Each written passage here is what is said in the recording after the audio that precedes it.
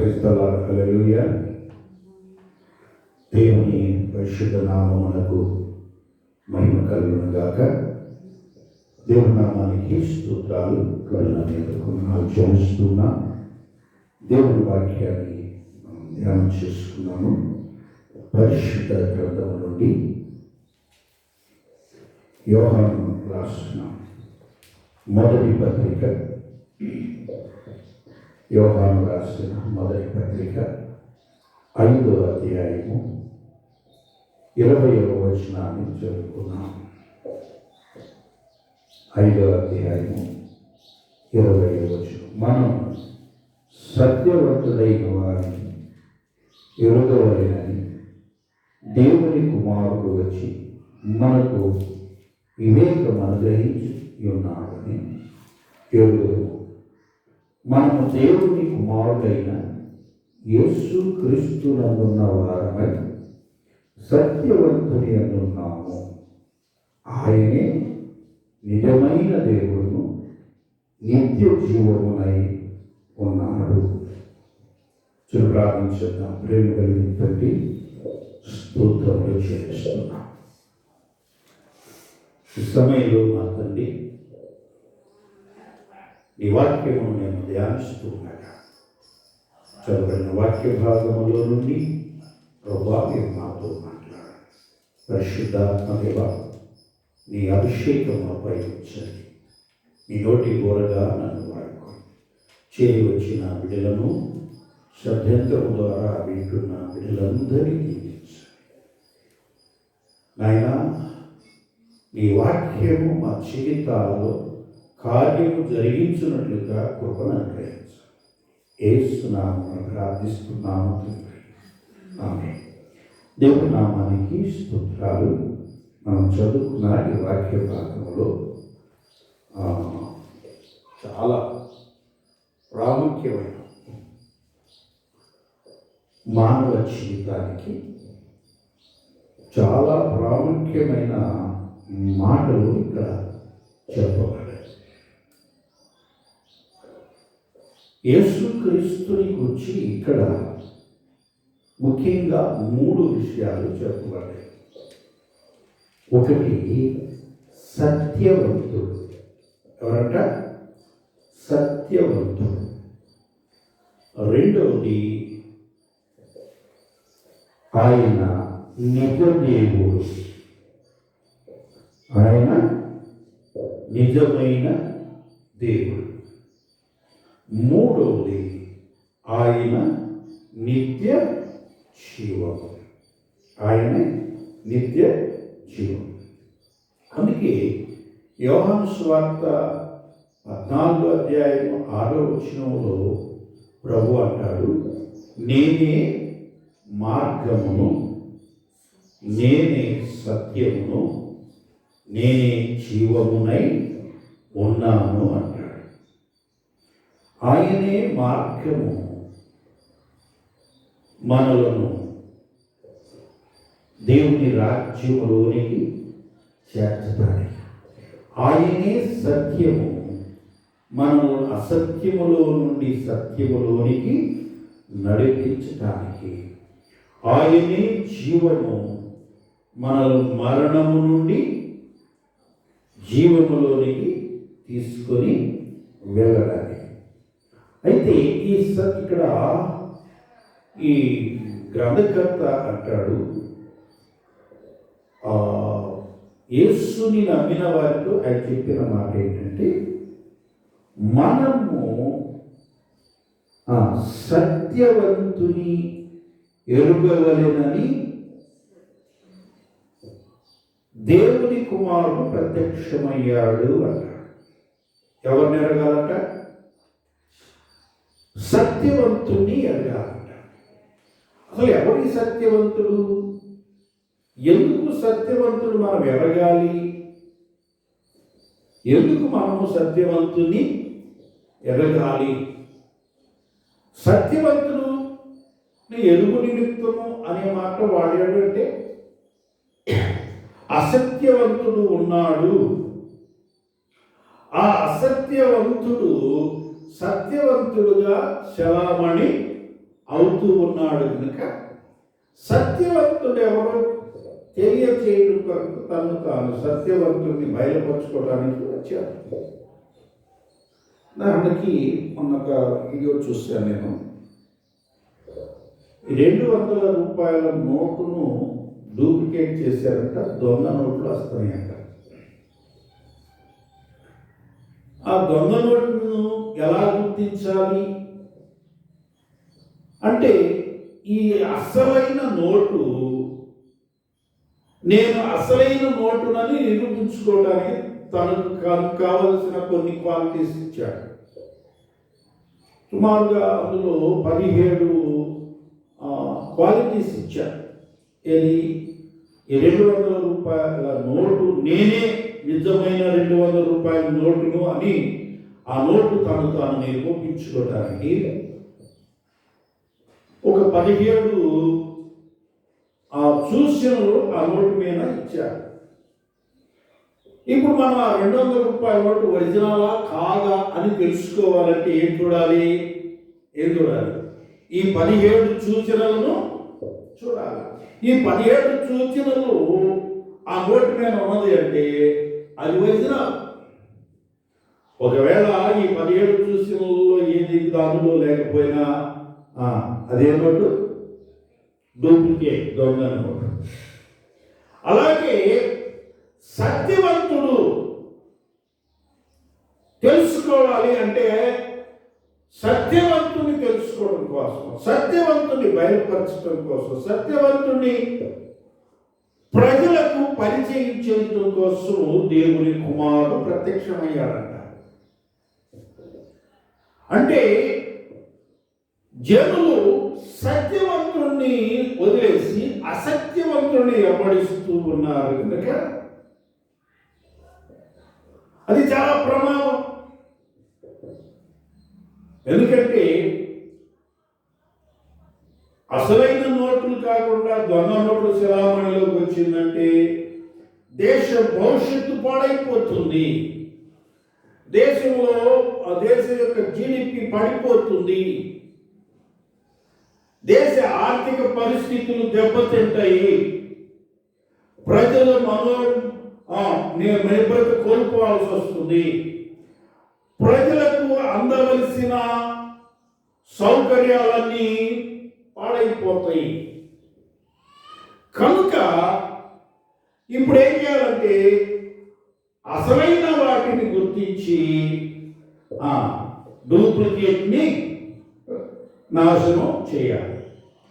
అలాగే సత్యవంతుడు మరుగైపోయి అసత్యవంతుడు సత్యవంతుడిగా చలామణి అవ్వడం వలన ప్రజలకు నష్టం, ప్రజల ఆత్మకు నష్టం, ప్రజల జీవానికి నష్టం, ప్రజల మనుగడకే నష్టం ఏర్పడింది. అందుకే ప్రజలు ఏమైపోయారంటే ఈ అసత్యవంతుని యొక్క ఏలుబడిలో లేక వారి స్వాధీనంలో ఉండి చేయరాని కార్యాలు చేస్తూ, మాట్లాడకూడని వాటిని మాట్లాడుతూ, ఆలోచించకూడని వాటిని గురించి ఆలోచించుతూ చెడిపోయి పాడైపోయి మానవ జీవితాలు పాడైపోయినవి, మానవుని మనుగడ పాడైపోయింది, మానవుని ఆలోచనలు చెడిపోయినవి. ఈ ఎంతవరకు వెళ్ళిందంటే తాను ఒకటే చాలు, ఎవరున్నా లేకపోయినా పర్వాలేదు అనే పరిస్థితికి మానవ యొక్క నైజము దిగజారిపోయింది. కారణం ఏంటంటే ఎవరిని వెంబడిస్తున్నారు? సత్యవంతుడి కాకుండా అసత్యవంతుడిని వెంబడిస్తున్నారు. అందుకనే యేసు ప్రభు అంటాడు, వాడు అబద్ధికుడును, ఎప్పటి నుంచి? ఆది నుండి వాడు అబద్ధికుడును, అబద్ధమునకు జనకుడై ఉన్నాడు అంటాడు. అసత్యవంతుడు వాడు అబద్ధము ఆడేవాడు. వారి స్వాధీనంలో ఉన్న మానవుడు చెడిపోయి అసత్యమే సత్యముగా ప్రకటిస్తూ, దానినే వెంబడిస్తూ, దానినే ఆరాధిస్తూ, దానినే వెంబడిస్తూ దానిలోనే మగ్గుతున్నాడు. ఎందుకో తెలుసా?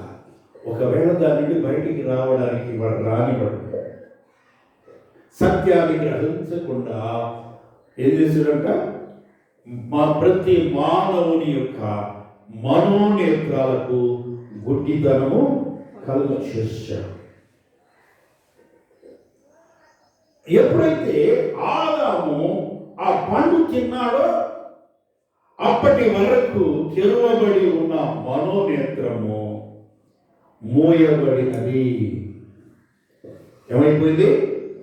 మనోనేత్రము మూయబడినది, బాహ్య నేత్రము తెరవబడినది.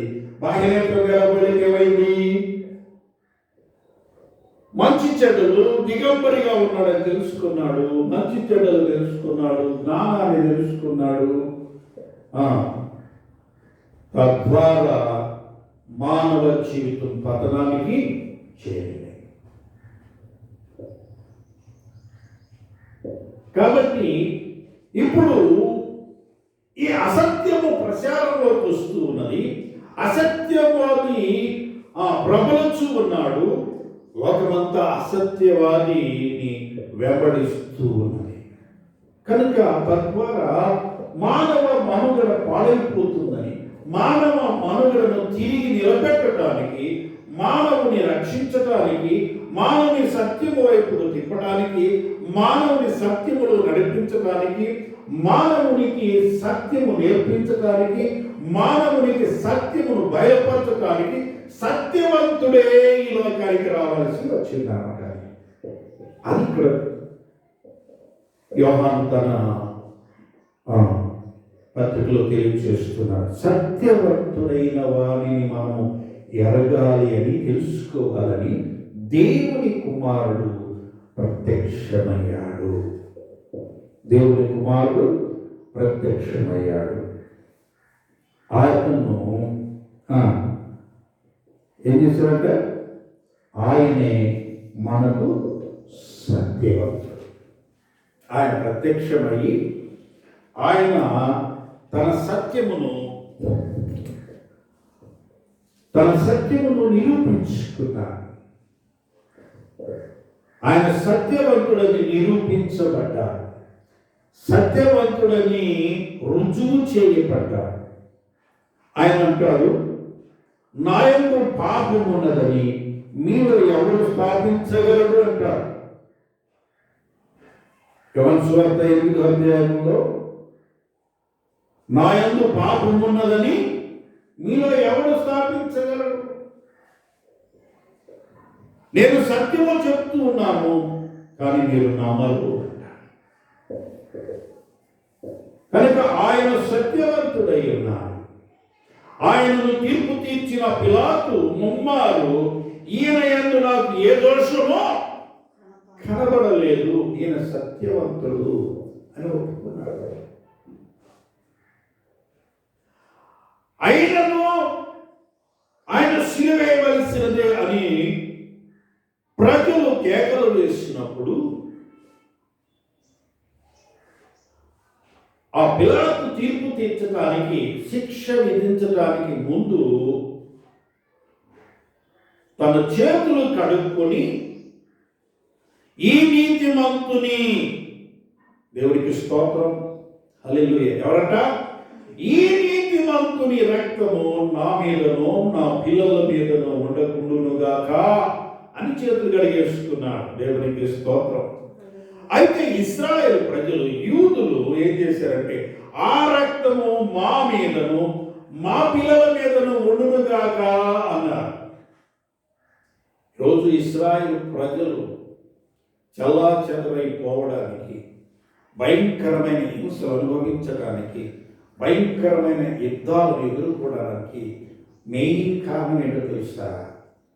వారికై వారు యేసు రక్తాపరాధమును వారిపైకి వారే తెప్పించుకున్నారు. సత్యవంతుడు ఈయన యందు ఏ దోషము నాకు కనబడలేదు, కనుక మీరు నేరస్తులు అంటున్నారు, కానీ ఈయన సత్యవంతుడు, ఈయన సత్యముని నేను గుర్తెరిగాను గనక ఈయన శిక్షించడానికి నాకు ఏమాత్రం ఇష్టం లేదు. కనుక నాకు అధికారం ఉన్నది. ఈ పండుగ దినములో మీరు కోరుకున్నట్లుగా ఇతన్ని నేను విడిచిపెట్టి బరబ్బను నేను శిక్షిస్తాను అని చెప్పినప్పుడు ప్రజలేమన్నారంటే, కాదు, ఇతనికి శిక్ష వేయి, బరబ్బను మాకు ఇతని బదులు విడిచిపెట్టమని కోరుకున్నారు. రెండు ప్రాముఖ్యమైన భయంకరమైన కోరికలు అక్కడ వారు కోరుకున్నారు. ఒకటి, ఆ రక్తము మా మీద మా పిల్లల మీద ఉండునుగా అని కోరుకున్నారు. రెండవది, రక్షకుడు మాకొద్దు, సత్యవంతుడు మాకొద్దు, మాకెవరు కావాలంటే అసత్యవంతుడు కావాలి, ఉగ్రవాది కావాలి, ఇంకా మమ్మల్ని దోసుకునే దొంగ కావాలి, మాతో పోరాడేవాడు కావాలి అని దొంగను, తిరుగుబాటుదారుని, ఉగ్రవాదిని వారు ఏర్పరచుకున్నారు. అందుకే ఇప్పటికీ ఉగ్రవాదులతో వారి పోరాటం కొనసాగుతూనే ఉన్నది. దేవునికి స్తోత్రం. ఎందుకు ఇశ్రాయేలు ప్రజలు దేవుని బిడ్డలు కదా, వారు ఎందుకు ఇలా రావాలి, వారికి ఎందుకు ఇలా రావాలి అని అనుకుంటుంటారు చాలా మంది. ఎందుకో తెలుసా? అది వారు కోరుకున్నారు. ప్రభు అంటాడు, దేవుడు, నేను మరణమును జీవమును నీ ఎదుట ఉంచాను, మేలును కీడును నీ ఎదుట ఉంచాను, మీకేం కావాలంటే దానిలో నడుచుకోండి, ఏది కావాలంటే అది కోరుకోండి అన్నాడు. కాబట్టి పిలాతు కూడా సత్యవంతుని అసత్యవంతుని వారి ఎదుట ఉంచి, మీకు సత్యవంతుడు కావాలా అసత్యవంతుడు కావాలా అని కోరుకోకంటే, వీళ్ళు సత్యవంతుని సిలువేయి అసత్యవంతుని మాకు ఇవ్వమని చెప్పి కోరుకున్నారు. అందుకే వారు అసత్యవాదులతో పోరాటాలు చేస్తూ వారి జీవితాలు అలాగే కొనసాగుతూ వస్తూ ఉన్నాయి. ఓకే, దేవుని కృప వారితో ఉన్నది కనుక వారు అలాగా ఇంకను నాశనం కాకుండా నిలిచి ఉన్నారు. దేవునికి స్తోత్రం. హల్లెలూయా. కాబట్టి సత్యవంతుని వచ్చి లోకంలో ఆయనే సత్యవంతుడని నిరూపణ చేసుకున్నాడు. ఆయన సత్యవంతుడే కాదు, ఆయనే నిజమైన దేవుడు. అంటే నిజమైన దేవుడు అంటే నిజంగానే అబద్ధమైన దేవుడు కూడా ఉన్నాడని లెక్క. జాగ్రత్తగా మనం గమనించాలి. నిజమైన దేవుడు ఆయన అన్నప్పుడు నిజంగాని దేవుడు కూడా లోకంలో ఉన్నాడు అనేది లెక్క. నిజమైన దేవుడు నిజంగాని దేవుడు. ఈ విషయంలో పండితులు దేవునికి ఉండవలసిన లక్షణాలు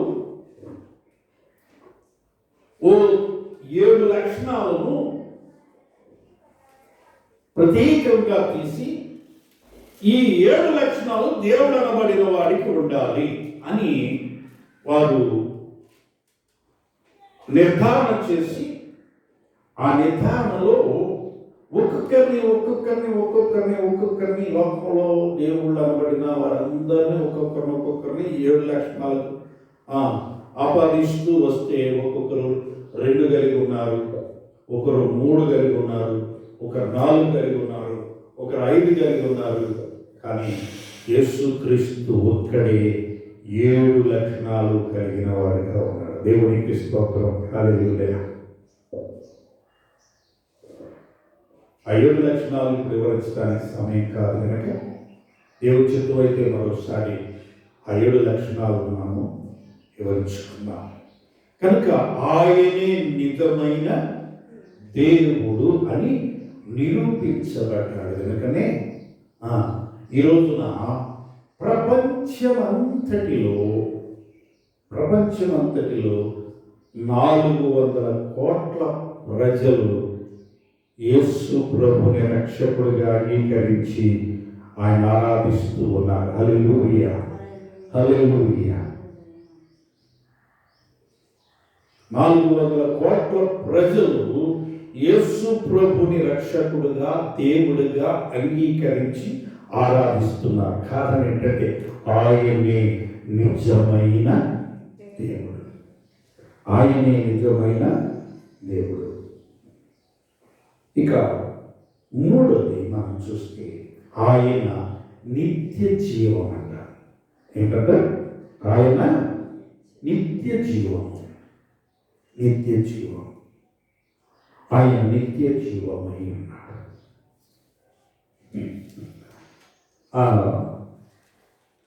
తను ఆయన బయలుపరుచుకుంటూ అంటే 11వ అధ్యాయము, యోహాను సువార్త 11వ అధ్యాయము 25వ వచనంలో ఆయన అంటాడు, నేనే జీవము పునరుత్థానమునై ఉన్నాను అంటాడు.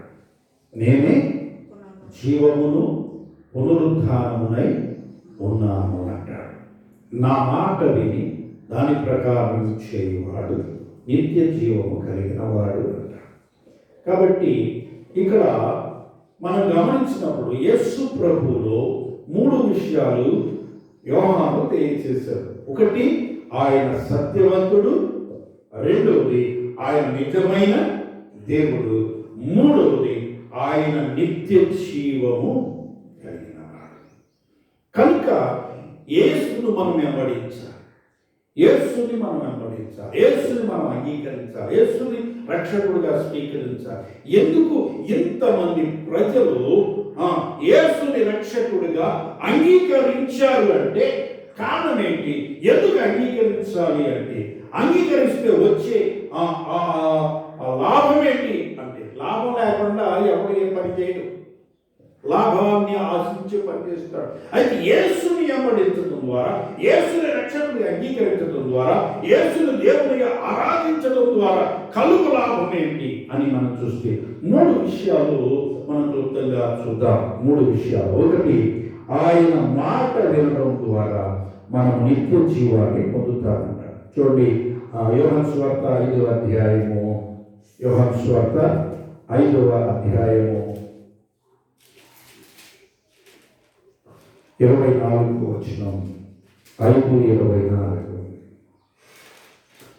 నా మాట విని నన్ను పంపిన వాని అని విశ్వాసం ఉంచువాడు నిత్య జీవం గలవాడు. వాడు తీర్పులోనికి రాక మరణములో నుండి జీవములోనికి దాటి ఉన్నాడని మీతో నిశ్చయముగా చెబుతున్నాను. యేసయ్య మాట విని ఆయన మాట ప్రకారంగా ఆయనను రక్షకుడుగా అంగీకరించిన వారు మరణములో నుండి జీవములోనికి దాటిన వారై వారు నిత్య జీవాన్ని పొందుతారట. నిత్య జీవాన్ని పొందుతారట. రెండవ విషయాన్ని మనం చూసినట్లయితే యోహాను సువార్త 7వ అధ్యాయము 38వ వచనం. 7వ అధ్యాయము 38వ వచనంలో ఆయన అంటున్నాడు, నా యందు విశ్వాసముంచువాడెవడో లేఖనము చెప్పునట్టు వారి కడుపులో నుండి జీవజల నదులు పారును బిగ్గరగా చెప్పాను. ఆయన యందు విశ్వాసముంచే వారిలో నుండి జీవజల నదులు పారుతాయి. ఆయనను మాట నమ్మి ఆయన వెంబడించిన వారు మరణములో నుండి జీవములోనికి దాటినారు. ఇప్పుడు వీరిలో నుండి, ఎవరిలో నుండి? ఆయనలో విశ్వాసం ఉంచిన వారిలో నుండి జీవజల నదులు ప్రవహిస్తాయి అంట. దేవునికి స్తోత్రం. ఎందుకు యేసు ప్రభుని మనము నమ్మాలి? ఎందుకు యేసు ప్రభుని రక్షకుడిగా అంగీకరించాలి అంటే, ఒకటి, యేసు ప్రభుని నమ్మడం ద్వారా, యేసు ప్రభుని వెంబడించడం ద్వారా, యేసు ప్రభుని రక్షకుడిగా అంగీకరించడం ద్వారా మనం ఏం చేస్తున్నామంట? మరణములో నుండి జీవములోనికి దాటుతున్నాం. దేవునికి స్తోత్రం. ఈ జీవములోనికి దాటిన వారు ఆయనలో విశ్వాసం ఉంచి నడుచుట ద్వారా జీవములోనికి దాటిన వారిలో నుండి జీవము బయటికి బలుతుందంట. హల్లెలూయా. ప్రియ సహోదరుడు, సహోదరి, యేసు ప్రభుని నమ్మిన నీవు జీవము కలిగిన వ్యక్తివి. హల్లెలూయా. నీలో జీవం ఉన్నది అంటే తగ్గిన జీవము లేదా అంటే ఏమండి ఈ లోక సంబంధమైన జీవం కాదండి. జీవానికి నశింపు లేదు, కానీ ఈ లోక సంబంధమైన జీవానికి నశింపు అనేది ఉన్నది. కానీ నిత్య జీవానికి నశింపు లేదు. అది దేవుడే అనుగ్రహించే జీవం.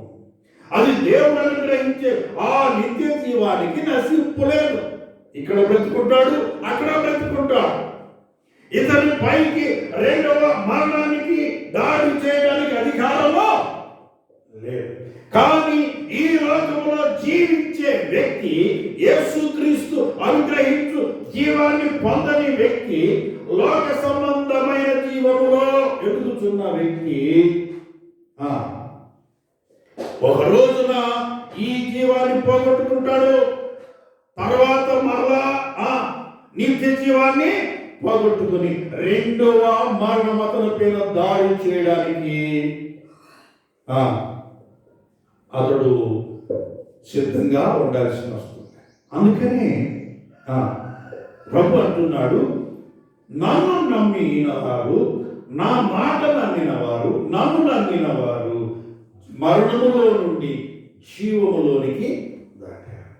నా విశ్వాసం ఉంచు వారికి ఇప్పుడు వారి జీవంలోనికి దాటమే కాదు, వారిలో నుండి జీవనదులు ప్రవహిస్తాయి. హల్లెలూయా, దేవునికి స్తోత్రం. కాబట్టి వీరిలో నుండి ప్రవహిస్తున్న జీవధార, యేసుక్రీస్తుని నమ్మిన ప్రజలొచ్చి ప్రవహిస్తున్న జీవధార ద్వారా అనేకులు ఆ జీవములోనికి వస్తూ ఉన్నారు. యేసు ప్రభుని నమ్మడం అంటే మతం మార్గం కాదండి. యేసు ప్రభుని నమ్మడం అంటే మరణములో నుండి జీవములోనికి దాటడం. యేసు ప్రభుని నమ్మడం అంటే అసత్యముల నుండి సత్య మార్గంలోనికి రావడం. యేసు ప్రభుని నమ్మడం అంటే నీవు జీవిస్తూ ఇతరులను జీవింపజేయడం. హల్లెలూయా. కాబట్టి యేసు ప్రభుని నమ్మిన వారిలో నుండి ఏమొస్తుంది? ఇప్పుడు జీవనదులు ప్రవహిస్తాయంట. అంటే వీరి మాటల ద్వారా, వీరి ప్రవర్తన ద్వారా, వీరి జీవితము ద్వారా, వీరి సాక్ష్యము ద్వారా అనేకులు మరలా మరణములో ఉన్న వారిలోనికి ఆ జీవము ప్రవేశించి వారు జీవములోనికి నడిపించబడుతూ ఉన్నారు. దేవునికి స్తోత్రం. అలా హల్లెలూయా. అలా యేసు ప్రభు మొట్టమొదట 11 మందిలో ఈ జీవాన్ని ప్రవేశపెట్టాడు. వారిలో నుండి ప్రవహించిన ఈ జీవధారలు ఆ 12 మంది శిష్యులొచ్చి ప్రవహించిన జీవధారలు ఏమయ్యారా? ప్రపంచమంతటా వ్యాపించి ఈ రోజున 400 కోట్ల ప్రజలను జీవింపజేస్తూ ఉన్నాయి. హల్లెలూయా. అది అంటున్నాడు, వారి కడుపులో నుండి జీవజల నదులు పారును. మూడో విషయాన్ని చూద్దాం. యోహాను సువార్త 6వ అధ్యాయము 35వ వచనం. అందుకు యేసు వారితో ఇట్లనెను, జీవాహారము నేనే, నా యందుకు వచ్చువాడు ఏమాత్రమును ఆకలిగొనడు, నా యందు విశ్వాసం ఉంచువాడెవడో వాడు దప్పిక కొనడు. ఆయనలో మనం విశ్వాసం ఉంచడం ద్వారా మనము జీవాహారమును తీసుకుంటామన్నమాట. అంటే ఈ లోకంలో తీసుకునే ఆహారము తింటాము, మరలా ఆకలి అవుతుంది, తింటాము, మరలా ఆకలి అవుతుంది. కానీ ఒకరోజు ఈ ఆహారము తింటూనే చనిపోతాం. ఈ ఆహారము కేవలము ఈ లోకంలో ఉండడానికే మాత్రమే పనికొస్తుంది. కానీ దేవుడు మనకు అనుగ్రహిస్తున్న ఆహారం, యేసుక్రీస్తు మనకు అనుగ్రహించే ఆహారము, అది నిత్య జీవాన్ని ఇచ్చే ఆహారం. దేవునికి స్తోత్రం. హల్లెలూయా. ఎందుకు యేసు ప్రభుని నమ్మాలంటే నిత్య జీవాహారమును తీసుకోవడానికి. హల్లెలూయా. ఏంటా నిత్య జీవాహారం అంటే? 54వ వచనంలో అంటాడు, నా శరీరము తిని నా రక్తము త్రాగువాడు నిత్య జీవము గలవాడు, అంత్య దినమున నేను వారిని లేపుదును.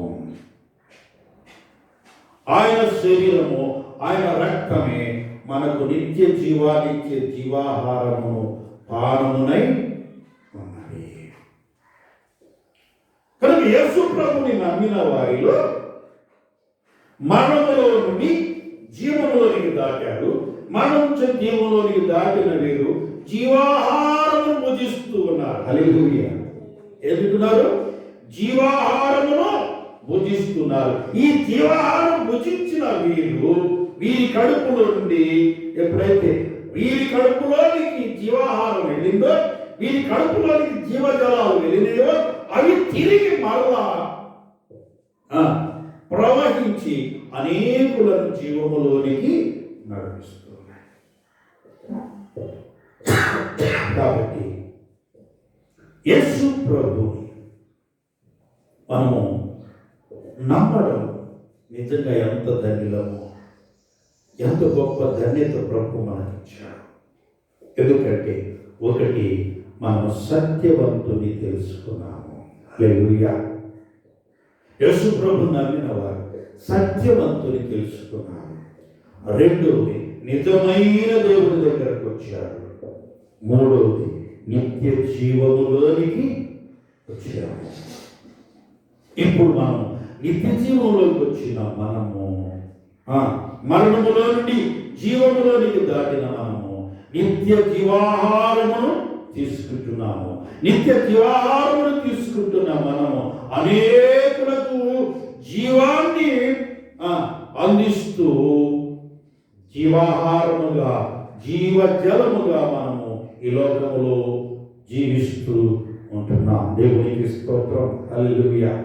అట్టి కృపలో మనల్ని నడిపిస్తూ ఉన్న పరిశుద్ధాత్ముడు మనల్ని నిత్యము సరిదిద్దుతూ, సరిచేస్తూ, బలపరుస్తూ, ప్రోత్సహిస్తూ, పురికొల్పుతూ, మనల్ని సర్వసత్యములోనికి నడిపిస్తూ, మనల్ని ఆశీర్వదిస్తూ, మన అనేకులకు ఆశీర్వదకరంగా చేస్తూ వస్తున్నాడు. కాబట్టి యేసు ప్రభు అంటే నమ్మడం అంటే మతం మార్గం కాదు. మతం మార్గం కాదు. మరణములో నుండి జీవములోనికి దాటడం. మరణములో నుండి జీవములోనికి దాటడం. తాత్కాలికమైన ఈ లోక సంబంధమైన ఆహారము తినుచున్న మనము నిత్య జీవాహారమును భుజించడం. యేసు ప్రభు నమ్మడం అంటే మనము జీవిస్తూ ఇతరులను జీవింప చేయడం. అది యేసు ప్రభుని నమ్మడం. అలాంటి ధన్యత మనకిచ్చాడు. సత్యవంతుని దగ్గరకు వచ్చాము. నిజమైన దేవుని నమ్మాము. నిత్య జీవానికి వారసులము అయ్యాము. దేవునికి స్తోత్రం. హల్లెలూయా. ఇట్టి కృప మనకు అనుగ్రహించిన దేవునికి మనము మహిమ చెల్లించబద్దులమై ఉన్నాం. హల్లెలూయా. కాబట్టి ఇంకా ఎవరైనా యేసు ప్రభుని సొంత రక్షకుడిగా అంగీకరించని వారు ఎవరైనా ఉన్నట్లయితే ఇప్పుడే, ఇది మత మార్పుడు అనుకోవద్దు, ఇది మార్గము. మరణములో నుండి జీవములోనికి దాటే మార్గము, నిజ దేవుని తెలుసుకునే మార్గము, నిత్య జీవములోనికి వెళ్ళే మార్గం. కాబట్టి ప్రియ సహోదరుడా, సహోదరి, ఇక నువ్వు ఎవరైనా సరే ఒకవేళ ప్రభుని నమ్మకపోతే ఇప్పుడే యేసు ప్రభుని రక్షకుడిగా అంగీకరించు. యేసు ప్రభుకి నీ జీవితాన్ని అప్పగించు. ఆయన నీ జీవితంలోనికి వచ్చి నిన్ను మరణములో ఉన్న నిన్ను జీవములోనికి దాటిస్తాడు. ఆయన నిత్య జీవాన్ని నీకు అనుగ్రహిస్తాడు. నిన్ను జీవింప చేస్తూ అనేకులకు నిన్ను జీవనాధారుగా ఉంచుతాడు. నిన్ను ఆశీర్వదిస్తూ అనేకులను ఆశీర్వదకరంగా నిన్ను నిలుపుతాడు. అటు కృపలో నిన్ను పరిశుద్ధాత్మ దేవుడు నడిపించునుగాక ప్రార్థిద్దాం. ప్రేమ కలిగిన తండ్రి, నీకు స్తోత్రాలు. ఈ సమయంలో మీరు మాతో మాట్లాడిన ప్రతి మాటను బట్టి నేను స్తుతిస్తున్నా. మా ప్రభువా, ఈ మాటలు మా జీవితాల్లో అన్వయించుకొని మేము జీవించడానికి కృప దయచేయండి. మాకు ఇచ్చిన ఈ గొప్ప ధన్యతను బట్టి నీకు కృతజ్ఞతాస్తుతులు స్తోత్రాలు చెల్లిస్తూ యేసు నామమున ఈ కృతజ్ఞత ప్రార్థన సమర్పిస్తున్నాము తండ్రి. ఆమేన్.